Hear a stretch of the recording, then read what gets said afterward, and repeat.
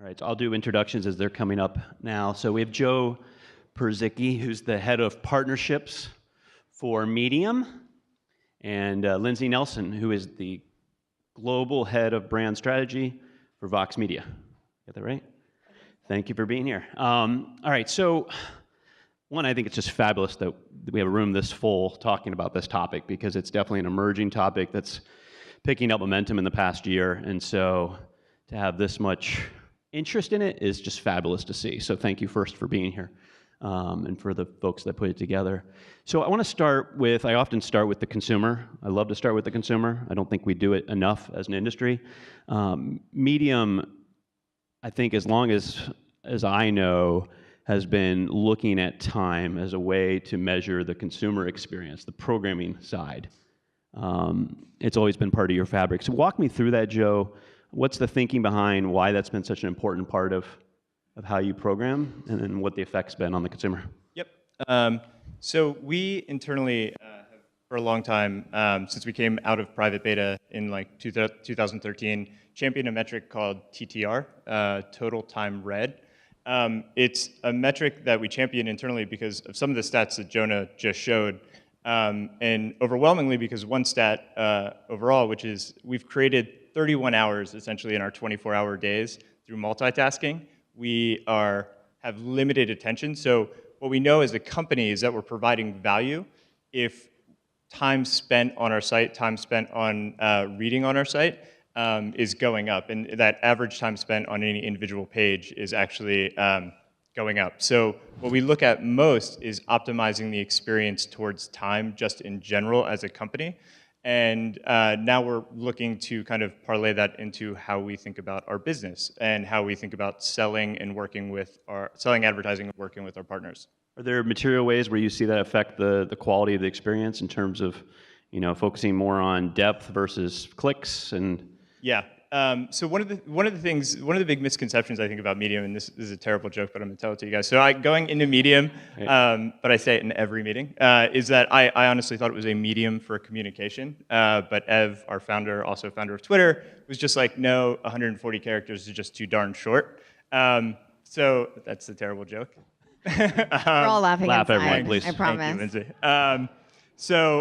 Lindsay. Essentially what we did is we became really early on known as this long form platform, and what we really wanted to create was an experience where long form could exist, but so could medium weight or lighter weight content. And so we really focused on optimizing towards that middle weight experience, knowing that the majority of consumers, that's the amount of time that they have in any given day for reading.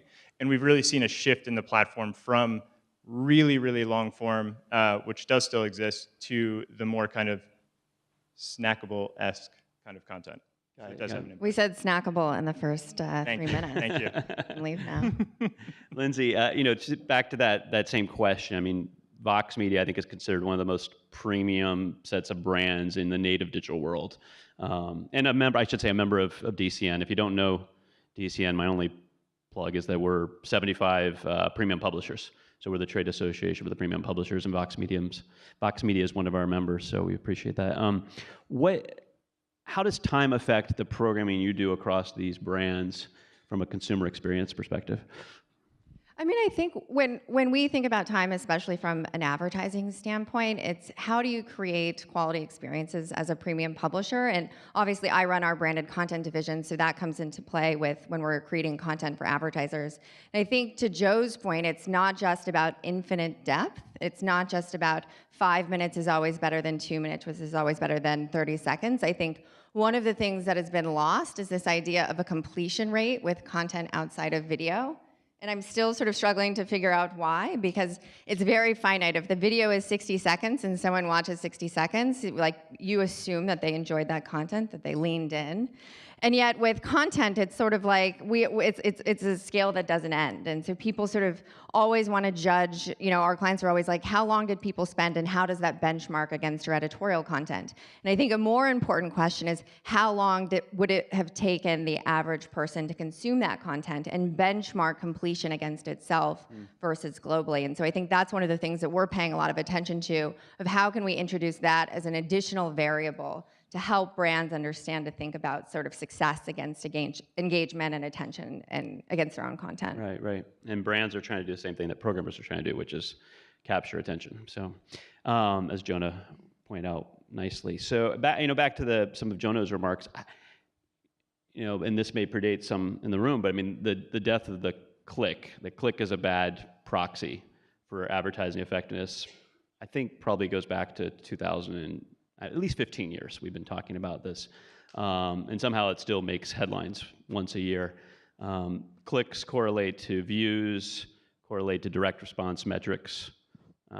Time and attention correlate to brand advertising and what quality media really cares about. Is there any debate in that? Do you think that there's something that's missing there, or why are we still stuck on this 15 years later? I'll say this. I think that a click, if you look at engagement overall, a click can be important. I mean, the way that we surface, so we only do content-based advertising at the moment. So when we talk about a click, we're talking about opening up an experience. So in that sense, it's not dead. But I mean, optimizing towards an experience where you're clicking through on a banner to go to a direct response site or to go to a complete purchase, that's not working, especially when you have 15 sites or 15 ads on any given site. I think another part of the problem is the ecosystem is so fragmented. So oftentimes I'll be looking at an analysis of a campaign, and the client will decide that CTR is their main, KPI. And then you look at the creative, and there's actually no call to action. It's not asking you to click. It's not telling you to do anything. And there's just this total discrepancy between oftentimes the creative objectives and the creative agenda and the business goals, and then the marketing and media plan and how those are measured. And I don't necessarily know if that's a reflection of advertisers controlling the ecosystem and media agencies controlling the planning and creative agencies developing the creative. And if you bring those things closer together, if some of those problems will start being solved. But right now we have an industry where there is no creative accountability in the advertising. Essentially, all of that responsibility and accountability is being pushed onto the vendor, the publisher, to deliver success. And the media agencies are just sort of, becoming brokers in the middle. And I just think that the system is kind of set up to fail. And I think getting to a place, which I think, is going to be a huge step forward in the industry, where there's creative, the creative is accountable to the objective, so that then the publisher can help optimize and deliver on that objective. It's a really important point. So the fact that it's not part of the actual objectives, and the creative doesn't actually lead towards the click-through rate means the risk is actually on the actual publisher, not on the advertiser. So I guess that shift to time and attention, how does that, in your mind, Joe, affect it's actually very similar, right? I mean, when we look at the content being created by brands on our platform, but across the web in general, with the rise of native advertising, it's some of the same problems, right? If we move to an attention economy, if we're tracking on time, the content has to be good for that to work. And most of the times, it feels like the publisher is helping to create that content or optimize that content. And in that sense, the burden, again, falls on us to actually help in the creation process. I'm okay with that right now from where I sit with Medium, because we're in our infancy, but it allows us to optimize and understand how content and advertising is performing. But overall, it doesn't change. I mean, it really doesn't change. I think the other thing to keep in mind, all attention is not created equal. Right? And I think oftentimes, to simplify, we talk about any attention being good attention, but when you go back to thinking about what your creative strategy is, if someone is watching, if you're at the movie theater and you're watching a preview, you probably have pretty captive attention. And so your creative strategy can assume that you're fully available to that message. And you can probably, lean in on persuasion and emotion and all of those things that sort of are the romance of the Super Bowl ad. But if you're in an ecosystem of attention where the assumption is that you're one ad around a page with 15 other ads, you may still capture attention, but that attention looks very, very different. And there's lots of different iterations in between. So I think when you're a marketer and you're thinking about, okay, I know attention is important. The second question is, what's the quality of that attention? What's the moment you're capturing that attention? And then what's the right creative strategy given those constraints? And sometimes it might be persuasion and emotion, and sometimes it might be, hey, I actually have to grab you away from the other thing you're doing. Or sometimes it might be, you know what, I'm just gonna put a sale in front of you because I think that's the thing that you have an appetite for.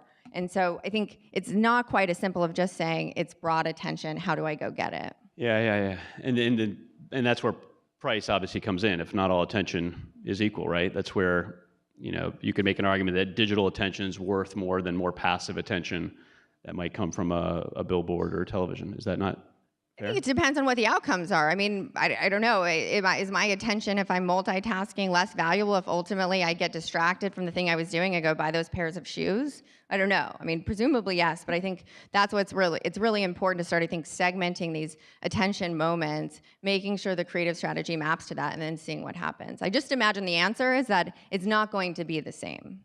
Okay. Well, we did some research back in 2014 on transacting on time, and as part of that research, the big observation was just that our entire industry, Jonah pointed out 65% of digital advertising is bought and sold based on performance and direct response, which is very different than any other medium, and that essentially we're valuing digital based on the click rather than what happens between the clicks, which is where the quality is, right? So the exposure and the attention is everything that happens between the clicks until the user decides to do something else, and that has to be worth something, right? That's what drives our entire ecosystem. Yeah, Joe? I mean, I totally agree. I think to what Lindsay was saying, well, one, time's not infinite, right? Like, so when we think about time spent on an ad, whether it be a display ad or on content, what we're seeing overall is a huge lift, especially to top of the funnel metrics like brand metrics. So what's happening in between clicks is incredibly important, and that's why we've moved to a fully time-based transaction. Yeah. So that research said the three biggest hurdles to moving to a world sold based on time or bought and sold based on time were, number one was lack of a standard. That seems solvable, having been involved in the viewability world back in 2012, and yeah, it's taken a long time, but standards is what we do. Lack of research, also easy to solve with money. And then the third thing was actually lack of buy-side interest. So walk me through that. Joe, you're out there now selling this way. Yep. Give me the pitch, because we're going to have a panel shortly that's going to be the buy side. I'll say this. Coming into, Lindsay and I used to work together at Vox Media. And The best 3 months of my life. It was amazing. Thank you. But I will say this. So coming into Medium, we were talking about this TTR metric. That was their big metric. We're big champions of it. And I was hugely skeptical. I was hugely skeptical of working with brands on a metric that was a little bit unresearched, not standardized, knowing how big media dollars move through agencies and through clients. I have become a believer simply because I've seen the results, but also because there seems to be an appetite for this. I mean, in everyone that we talk with, and we've run now 10 individual campaigns, all fully transacted on time, and all of them have resulted in the brand metrics that we had wanted from the clients. We've worked with Nielsen on offline and online surveys. So we were doing the diligence and doing the research, and we're finding that there's a huge appetite. People understand when I go to them and just say, look, when somebody is spending time with your content, not just your ad, but with your content, that's when we're charging you. If they leave, so we track time spent and include scroll events. So if nothing is happening after 30 seconds, if we know that you are not actively engaged with a piece of content, the meter goes off. It doesn't matter if they leave their browser window open and walk away for half an hour. We're only charging you for time spent with your content. There's no waste. It seems it's a lot of head nodding. So there is a long way to go, and I understand that, but I think we're fighting the good fight early. I think it's much easier with content. I think it's first of all, the native advertising business has been around, I mean, for a long time in concept, as defined by Century. We just came up with the term a 5 task years ago. force. I don't know, 4 or 5 years ago. And I am astonished that the industry remains so juvenile around native advertising and content. So much so that I can't count the number of times that someone says, is native advertising going to be the answer to ad blocking? And then I say, well, how do you serve your native ads? And they say, well, I serve them through the ad server. And I said, well, there's your answer. The answer is no. And people still, who at their own companies don't understand the concept that the point is the destination, not the delivery mechanism. The point is you get someone to walk through the door, and that door is a native ad. And there's some things that you can do to get really good at that. But yet the industry still doesn't know how to buy it. They don't know, do you buy impressions on the native ads? Or if the native ads don't work, nobody sees your content, that feels not quite right. Do I buy on total views? So, BuzzFeed really pioneered that as a concept. But then if I'm a brand and I'm, let's say, like a Goldman Sachs, and I'm thinking, does 1 million random unqualified eyeballs likely bought off platform really matter to my brand? Is that the thing that I'm coming you to do? I thought you sold me your premium high quality audience. And so that doesn't feel right either, just massive scale with no qualification that you don't know if that's the right people anyway. And so I think the logical conclusion is that of all the options, that time and attention when you're asked somebody to engage with content is just kind of obvious. And yes, we'll back it up with research, and yes, the industry will come along, but it's just kind of a no-brainer if you look at what the alternatives are, but we're sure slow to move. It's interesting that because it works from a program perspective, the door could open up through content marketing first, as marketers try to. Yeah, I think it's just a more obvious connection there. You don't have a legacy to overcome around, an entire industry organized around measuring, click-through rate. Yeah. Back to the point of not knowing how to buy based on time, it's always important to point out that, even your TTR, that's a direct one-to-one to average audience. You can walk through the math elsewhere, but average audience is the same as TTR, and that's how television has been bought and sold forever. So we can look to television. Actually, we can look to the brand advertising on television, and learn a lot from there. If anything, we're guilty of in digital of trying to justify metrics to prove value rather than looking at the metrics to determine what's actually good. Yep. Right. And so, walk me through this. How this affects supply and demand. The scarcity argument. You mentioned that earlier, Joe. If we shifted to attention, does that solve issues in terms of abundant supply? It's a good question. I don't know that it does, because in this ecosystem we also do. We're talking about content right now, at least from my perspective. But we still do need to factor in display. Display is not going anywhere. It's the quality of that display. When something comes in view, like what is the qualifying metric for that to start being tracked for time spent that then has an impact on brand metrics? If you look at the Financial Times, who I think is doing it really interesting, it's 5 seconds, and I think they're using that against X% of their inventory and finding that works. But you're not necessarily supply constrained when you talk about display, because you could still game the system a little bit, and that's where we talk about standards. Like, how do you make sure that if you're moving to a time-based metric, you're not tracking 3 ads all on the same page at the same time? What does that look like? And somebody could obviously game the system there by putting a lot of viewable ads and time-spent ads in view. So I don't have a good answer, truthfully. I think that it makes the quality of the supply potentially much, much better, but that doesn't come without some standards in place. I think it's always interesting when you move to a marketplace that has some finite parameters, right? I think, when you think about impressions, it's like, oh, we're running out of impressions, we'll just add more, we'll add another ad to the page. And that's, I think, which is what spawned the whole conversation around fraud and viewability, is the market can just keep getting bigger and bigger and bigger. So I think that just sort of in economic principle is a good thing to have a fixed market. I think, secondly, the going back to the sort of creative quality control thing, I think there are 2 companies that are already sort of doing that now as a proxy to attention, right? So Facebook and both Outbrain. If you buy, those are 2 ways that penalize. Those are 2 companies that penalize and reward high quality creative. So if your creative is working and people are engaging, your pricing goes down. And so I think if that's how the marketplace ultimately is set up, we're going to start seeing that marketers are accountable for creating better quality advertising that people want to engage with because their pricing will go down. Okay.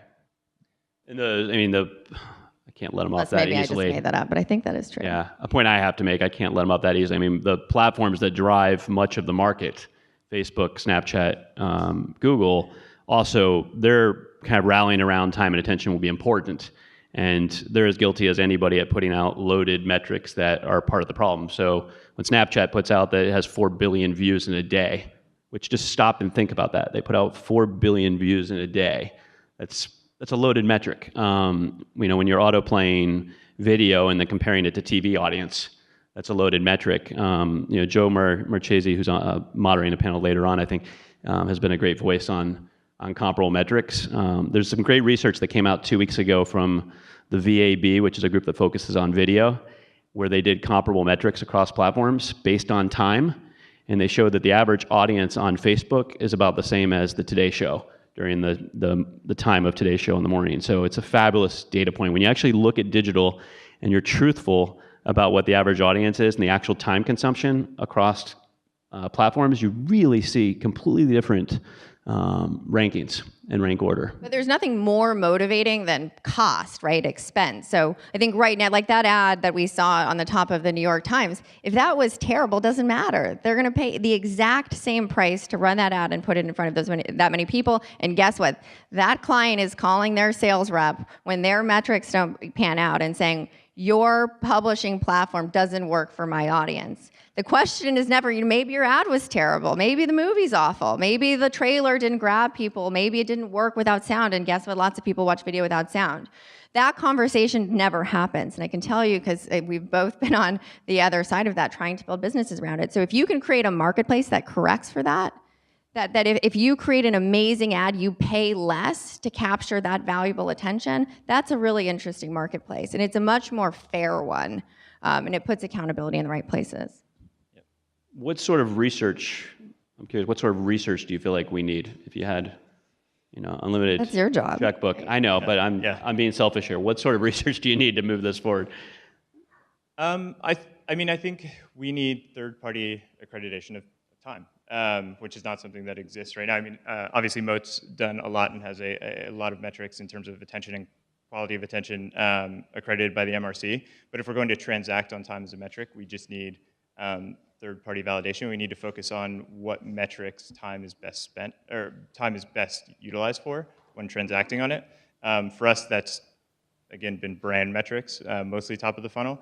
I get really excited about. I was very excited about like single-digit kind of lifts in brand.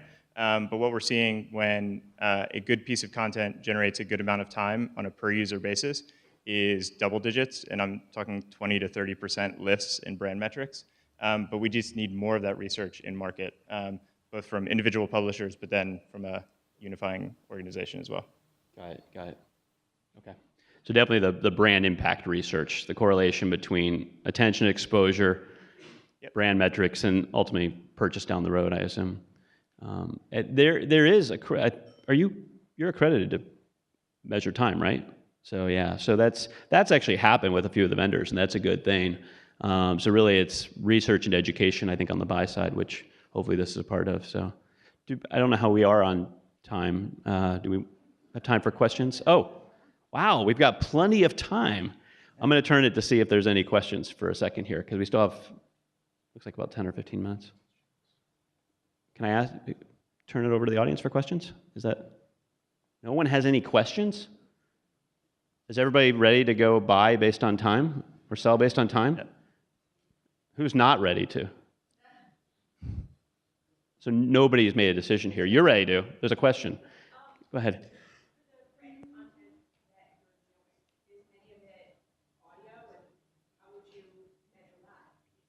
How would you measure audio if you were going to buy or sell based on time? I think the really interesting thing about time is that it's a universal metric, right? It's a unit. I think one way to think about it, which is, I know how I'm going to botch your your analogy here, Mark, but it's, it was described to me as a unit of gasoline. And sometimes that gasoline, depending on your car, is going to take you 10 miles and it might take you 20 miles. And there might be some different quality levers. But at the end of the day, you're still buying gasoline and you have a sense of what that should cost and you have a sense of how far that's going to take you. And I think the exciting thing about time is the same on television, time is the same on your mobile phone, time is the same if you have earbuds in and you're listening to a podcast, time is the same if you're watching an article. I think the important thing, which we were talking about earlier, is to have benchmarks against itself, right? So if it's audio, how long is that audio and what's the notion of completion right there? Yeah, I would agree. I mean, the way that we look at it is very simply like, if there is an audio embed within a Medium post or if there's video, we switch over from a post and scroll events to actually tracking the time spent or duration spent with that audio or video content. And so we immediately switch over and start tracking that as the time spent, and then go back to scroll events as we kind of move throughout the rest of the page. That's, and I would point anyone to, I think they have research they put out to ESPN. If you look at any of the media properties that sit across all platforms, they have to think about this quite a bit. And ESPN, I think, has done some fabulous work in measuring and the ability to use time as a metric that floats, as Lindsay described, across all platforms. So they're literally able to use what would be TTR or average audience, same metric or same result. So they can actually say, if I've got an audience on TV, on an ESPN radio, on mobile, on desktop, I can compare it across the board. I can stack it and say, here's how many people my brand reaches. I think the important thing to keep in mind is time is not the only variable on its own. Time gets really interesting when you add the additional variables. So when you think about attention, it's about duration and intensity.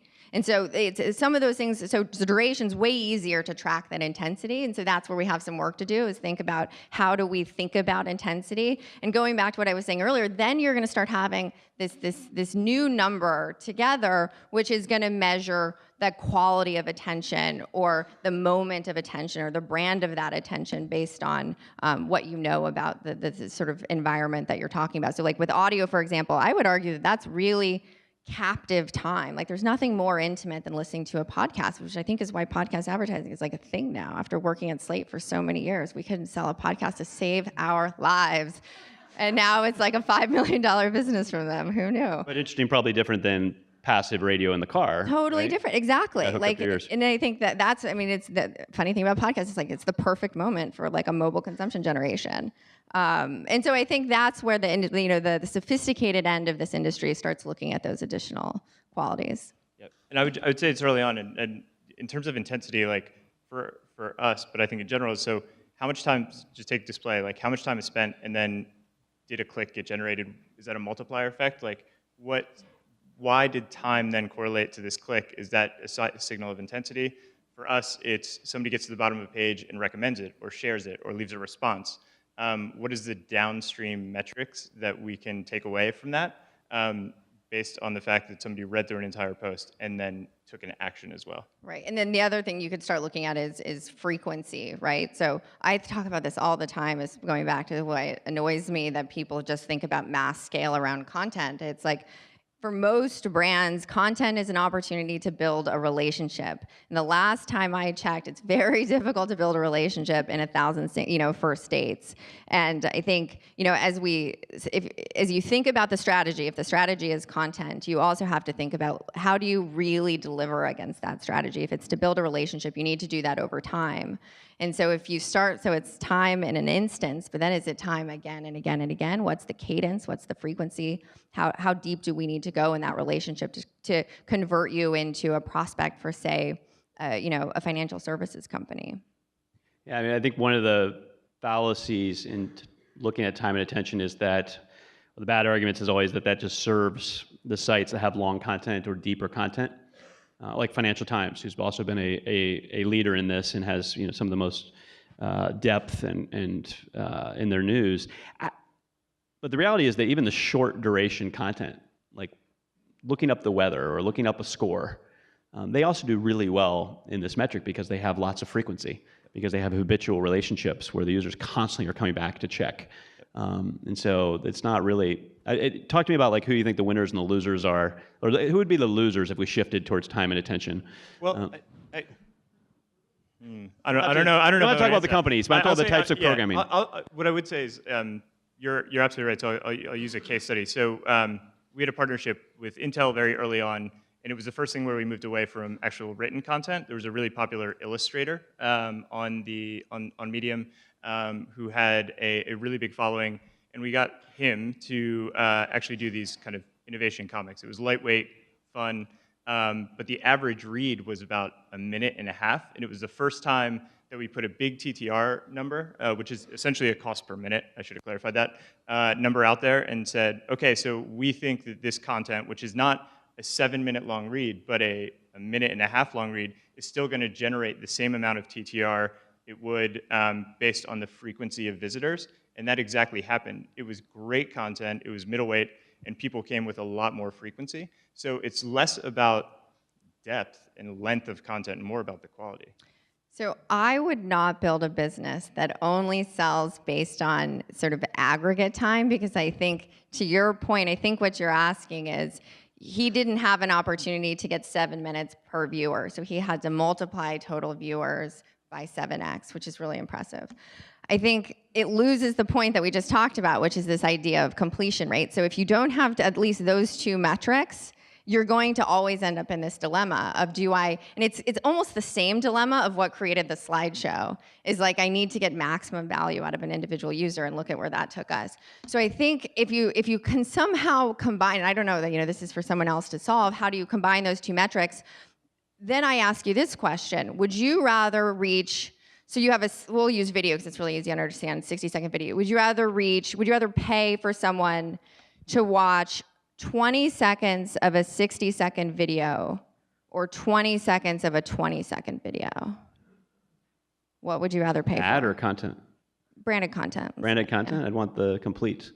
Yeah. Yeah. So the model you just talked about doesn't allow for that as a concept. You should pay more for that 100% engagement than you should for 20 seconds where they were actually like, this video kind of sucks. I'm going to leave. I'm going to bail. Right, but if it kind of sucks. The market has to be smart like that. Yeah, that's right. But if it kind of sucks, if I only read half the article, or I read a tenth of the article, or I only watched a few seconds of the clip, it sucks. So I probably am not likely to do it again next time. So it still has a negative brand impact, right?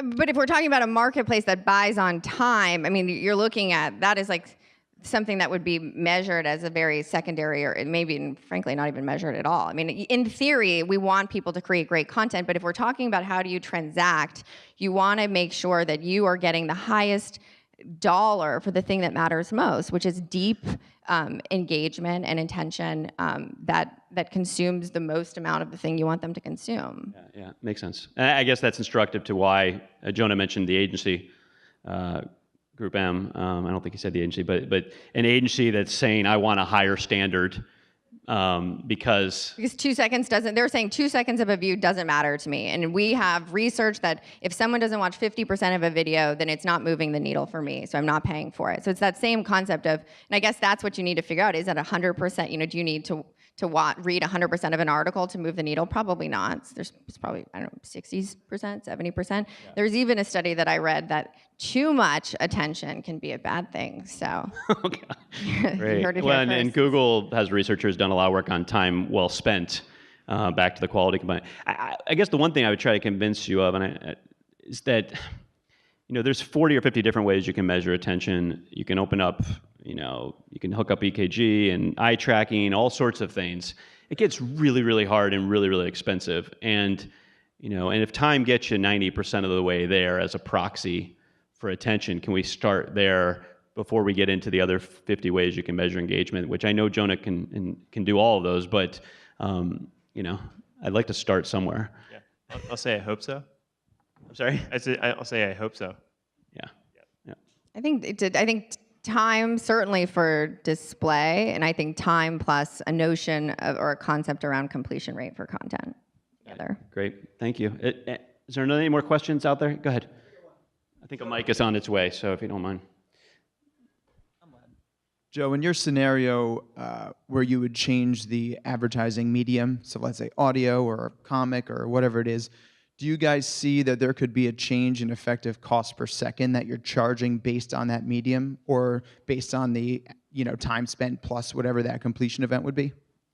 Yeah, I mean that's a scenario. Right now, it's pretty simplistic for us, so we're not doing that. But I would say absolutely, like to a little bit to what Lindsay was saying, like what is the quality of that content? I think ultimately, take a step back, and we and Lindsay kind of hit on this. Want to work with partners like Parsec and others to really develop systems in which there's a quality score on the types of content in which you can almost think of it as an auction-based kind of scenario, in which the quality of the content pre it being served is a big factor, and it's getting to a particular user.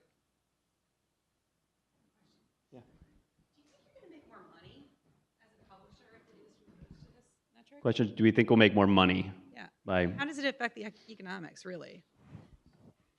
I think for premium publishers, yes. I think we're in a reckoning right now that I think it's going to be very, very difficult to be in the digital media business if you don't produce premium content. And so I think for companies like ours, I think it will be a great thing. I think it's the advertising part of me. If it's good for our clients, it's good for us as a business. But I don't think that this will be good for a good portion of the bottom of the industry.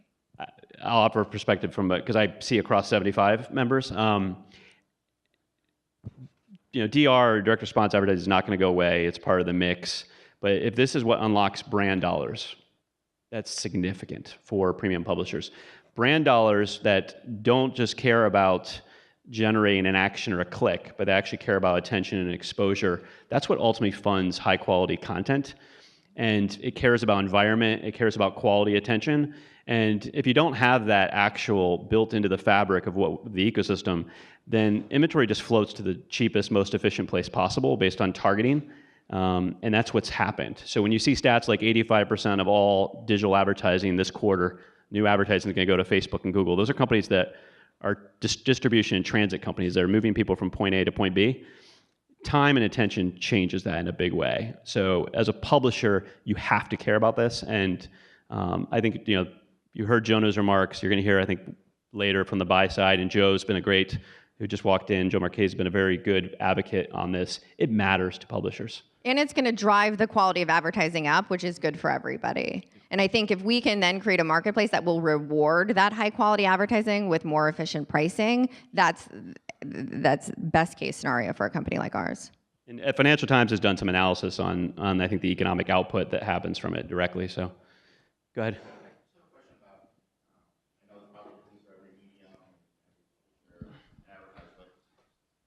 Thank you.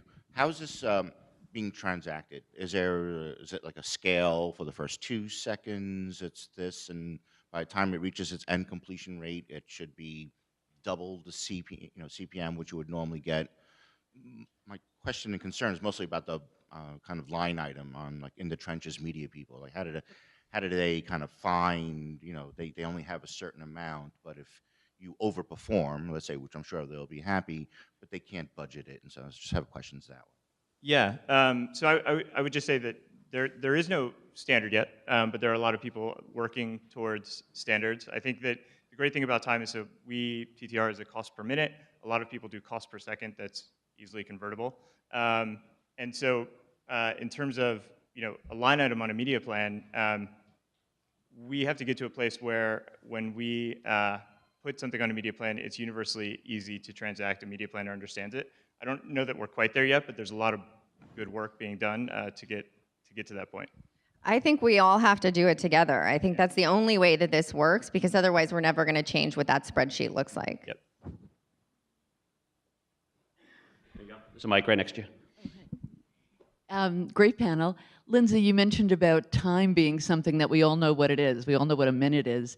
But sometimes I just don't have time, but I want to get back to it. In the old days of magazines, I might fold down the page or tear it out and get back to that ad later. What are you noticing with really engaging content from both the consumer and the brand perspective when people want to get back to it? But I just needed to scan this article really fast, but I don't have time.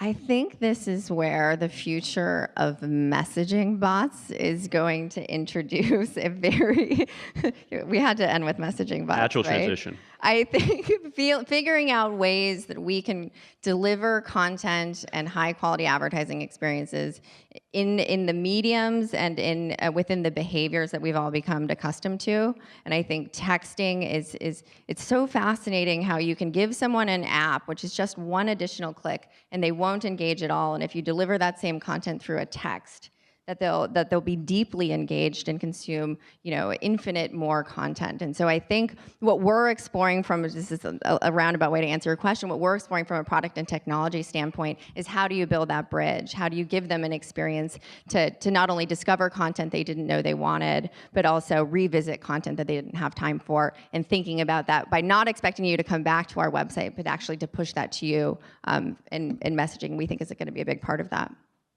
Yeah, and I would just say from our perspective, so we are tracking if somebody, one of the most common behaviors we see is somebody just has 30 tabs open, and they have them open for days upon end, and then they come back to the content and finish reading it. We also have a bookmarking system, our own, but we see people bookmark. What we do, at least for our logged in users, is we know when that person is a returning visitor, and we know when they're picking back up on the content, and so we still track that as a single session against that user. Great. All right, let's stop there. Thank you very much for your time today.